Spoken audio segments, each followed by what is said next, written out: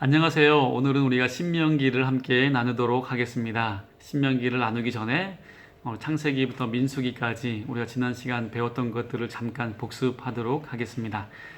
창세기, 이제는 큰 그림이 그려지겠죠?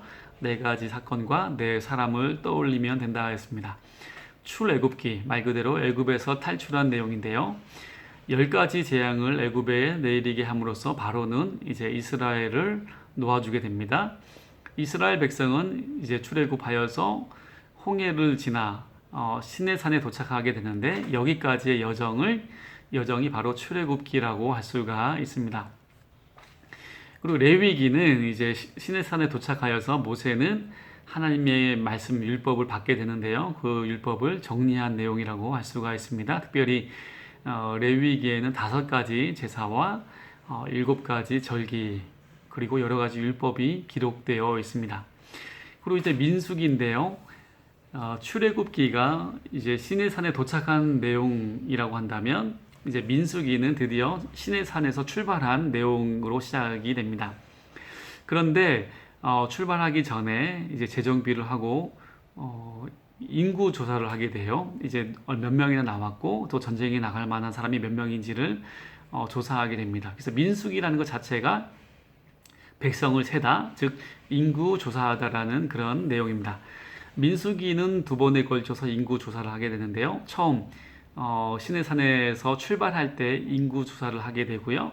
그리고 이제 마지막 장면에 가면 이제 가나안 땅에 거의 도착할 무렵에 다시 한번 인구 조사를 하게 됩니다. 그런데 처음 인구 조사와 마지막 인구 조사 사이에는 이 40년이라는 긴 시간이 존재합니다. 이것을 우리가 40년 광야 생활이라고 하는데요. 왜 이스라엘 백성이 40년 동안 광야 생활을 하게 되었는가? 이것은 우리가 지난 시간에 민수기를 통해서 함께 나누었습니다. 혹시 아직 이해가 되지 아니하시는 분들은 지난 영상을 참조하시면 되겠습니다. 오늘은 우리가 함께 신명기를 나눌 텐데요. 신명기, 먼저 이 이름을 우리가 그 뜻을 살펴보도록 하겠습니다. 신명기라는 그 단어 자체만 이해해도 신명기 전체를 이해할 수가 있습니다. 여기서 신이라는 것은 거듭이라는 거예요. 거듭을 나타내는 한자입니다. 거듭신, 다시라는 의미죠. 명이라는 것은 하나님의 율법, 명령을 의미하고요. 그래서 신명기라는 것은 하나님의 율법을 다시 전하다, 하나님의 명령을 다시 전하다라는 그러한 뜻이라고 할 수가 있습니다. 그래서 신명기에는 이름 그대로 모세가 이스라엘 백성들에게 하나님의 율법을 다시 전하는 그런 내용으로 가득 차 있는데요.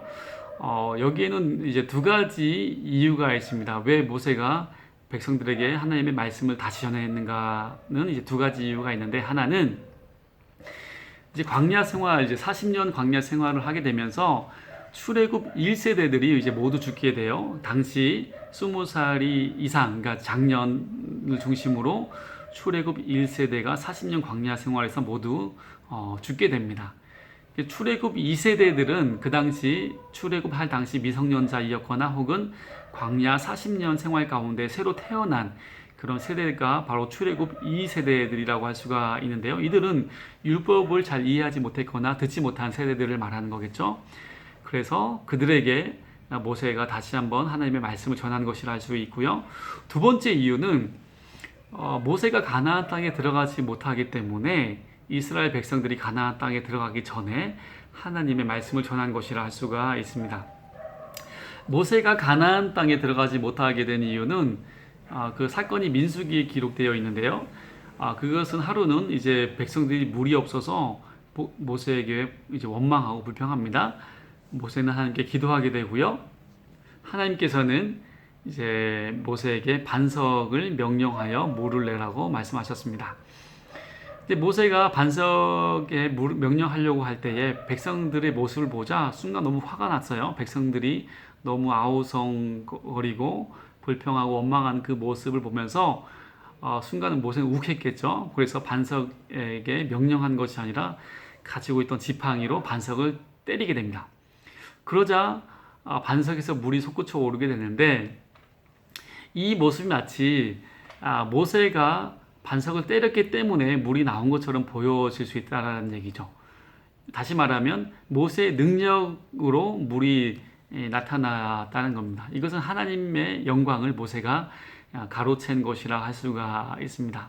그래서 하나님은 이러한 모세의 모습을 기뻐하지 않으셨고 그 형벌로 가나안 땅에 들어가지 못하게 된 것입니다. 이것은 조금 벗어난 이야기이지만 이러한 모습, 이렇게 하나님의 영광을 가리는 그러한 모습은 의외의 모습에서 종종 나타나곤 합니다. 특별히 우리 설교단에서 가장 빈번하게 나타나게 되는데요. 예배 시간, 특히 설교 그 시간은 예배 시간 전체가 모든 성도들이 하나님을 향하는 그런 시간이 되어야 하죠. 그러나 어떤 설교자들은 사람들의, 회중들의 그 시선과 그들의 마음을 자기에게 향하게 합니다. 이것이 의도했던, 의도하지 않았던 그러한 모습이 하나님의 영광을 가리는 모습이라 할 수가 있습니다.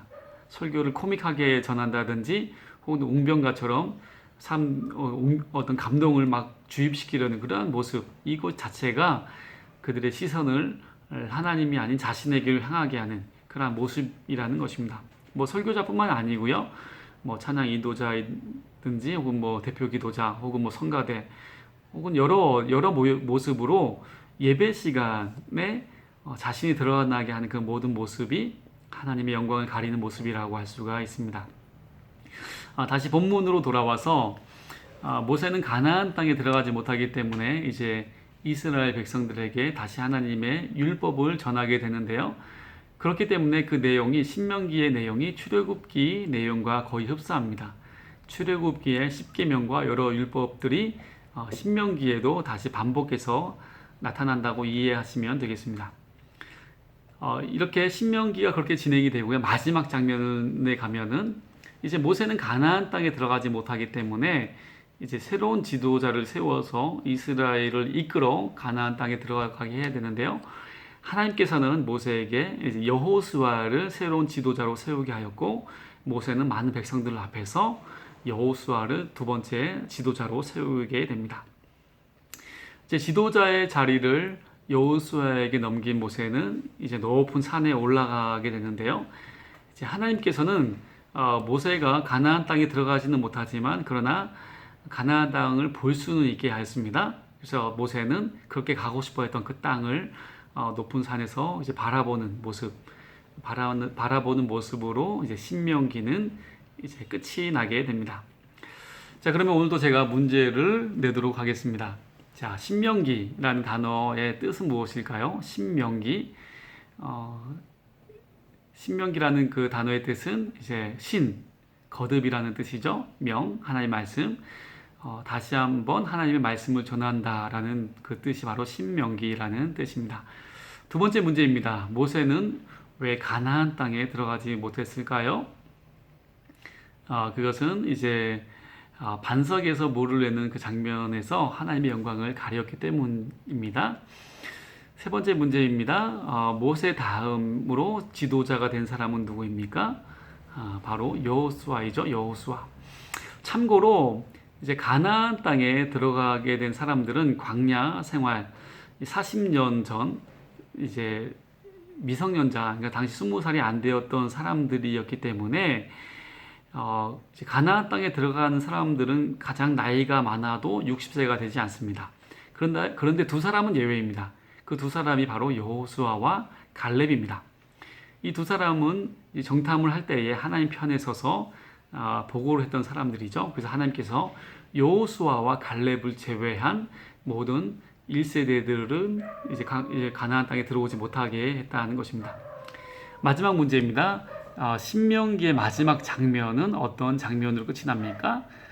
바로 모세가 높은 산에 올라가서 가나안 땅을 바라보는 장면으로 이제 끝이 나게 됩니다. 자, 오늘도 수고하셨습니다. 이제 다음 시간에는 우리가 여호수아를 함께 나누도록 하겠습니다. 네, 감사합니다.